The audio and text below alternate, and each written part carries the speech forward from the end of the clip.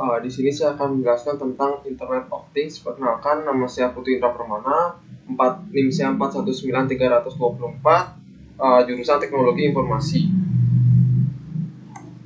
Nah, Internet of Things atau IoT itu sendiri adalah pengembangan terbaru dari revolusi komunikasi dan komputasi. IoT adalah istilah yang mengacu pada interkoneksi perangkat cerdas meliputi berbagai macam perkakas sampai dengan sensor-sensor mungil.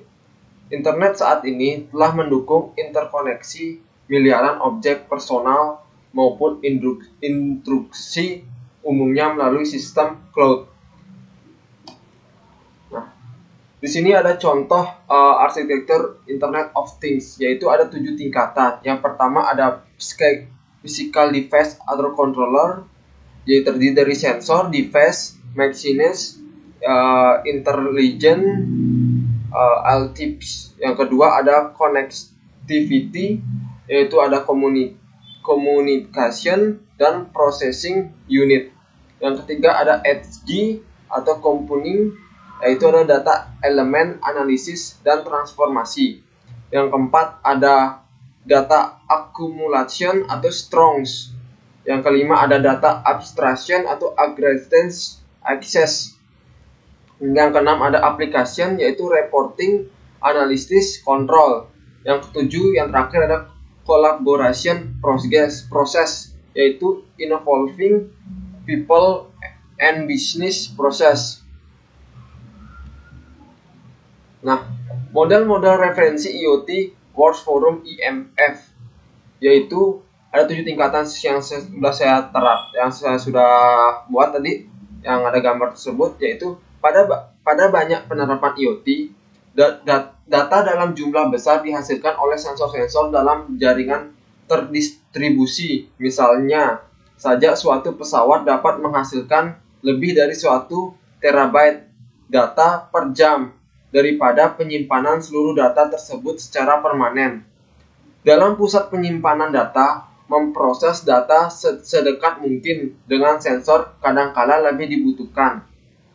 Jadi, tujuan dari level edge computing adalah untuk mengubah aliran data menjadi informasi yang cocok untuk disimpan dan diproses di tingkat yang lebih tinggi. Beberapa contoh operasi edge computing antara lain ada evaluasi, memformat ulang data, merangkum atau mengurangi data. Yang kedua ada konektivitas Internet of Things. Konektivitas IoT atau bisa disebut dengan hubungan koneksi antar jaringan di dalam sebuah sistem IoT yang terdiri dari perangkat kecil. Setiap sistem akan saling terhubung dengan jaringan sehingga dapat menciptakan kinerja yang lebih efektif dan efisien. Untuk standar biaya pemasaran jaringan tidak selalu membutuhkan jaringan yang besar dan biaya yang mahal. Anda juga dapat merencanakan sistem perangkat dengan menggunakan jaringan yang lebih sederhana dengan biaya yang lebih murah. Nah, yang kedua ada memudahkan proses konektivitas. Manfaat IoT yang pertama adalah memudahkan dalam proses konektivitas antar perangkat atau mesin. Semakin koneksi antar jaringan baik, maka sistem perangkat dapat berjalan lebih baik dan efisien dan fleksibel. Anda mungkin masih banyak yang menggunakan alat konvensional, namun apabila Anda mencoba untuk mengoperasikan sebuah sistem secara terpusat hanya melalui perangkat mobile, maka jawabannya yang pasti adalah dengan menggunakan teknologi cerdas. Nah, itu ada tantangan IoT tersendiri. Yang pertama ada keamanan. Dalam pengembangan IoT harus sangat memperhatikan sisi keamanan pada jaringan. Karena apapun yang terdapat dalam jaringan kemungkinan seragam dari hackers, yang dimana mungkin hackers dapat mengakses data pribadi dari pengguna. Dikarenakan beberapa aplikasi IoT memiliki akses ke informasi pengguna seperti detak jantung, kapan kita tidur dan bangun tidur, dan lain-lain. Apabila data tersebut bocor atau disalahgunakan oleh orang tidak bertanggung jawab, memungkinkan orang dapat merencanakan pencurian rumah dan lain-lain. Yang kedua ada media penyimpanan data. Dalam pengembangan IoT memerlukan kapasitas penyimpanan yang besar karena IoT merupakan big data dan data yang disimpan berasal dari perangkat yang saling terhubung dalam bentuk streaming dari perangkat IoT. Selain itu, data yang dihasilkan memicu konsumsi energi yang besar yang menyebabkan meningkatnya konsumsi energi yang diperlukan. Energi merupakan beban biaya yang paling besar untuk menjalankan sistem. Jika ada interoperabilitas, merupakan kapabilitas dari sebuah sistem. Hal ini menjadi tantangan dikarenakan ketersediaan perangkat hemat daya yang mampu melakukan pertukaran data secara rutin dalam jaringan yang stabil.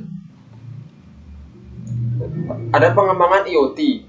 Masalah tersebar adalah bahwa banyak perusahaan melakukan inovasi yang cepat dalam riset dan mengembangkan IoT tanpa memahami tantangan yang akan dihadapi. Banyak perangkat yang mengakui memiliki fitur IoT seolah tidak menyederhanakan konsep terkoneksi, namun membuat aktivitas menjadi lebih rumit. Selain itu, sebagaimana besar orang-orang yang terlibat dalam pengembangan IoT hanyalah memiliki keahlian dalam perangkat lunak saja.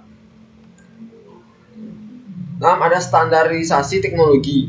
Standarisasi menjadi hambatan dikarenakan belum adanya standar dalam isi plafon, koneksi, dan model bisnis.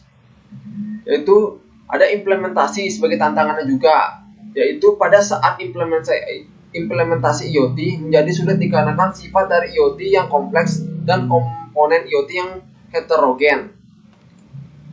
Yaitu ada koneksi wireless. Karena IoT merupakan big data, pemilihan koneksi wireless menjadi hal yang sulit dikarenakan ada beberapa faktor yang harus diperhatikan, antara lain biaya fungsional, biaya server, umur hidup baterai, dan bandwidth. Sekian dari penjelasan saya tentang IoT atau Internet of Things. Jika ada salah kata ataupun perkataan yang kurang tepat, saya mohon minta maaf. Parama Santi Om Santi Santi.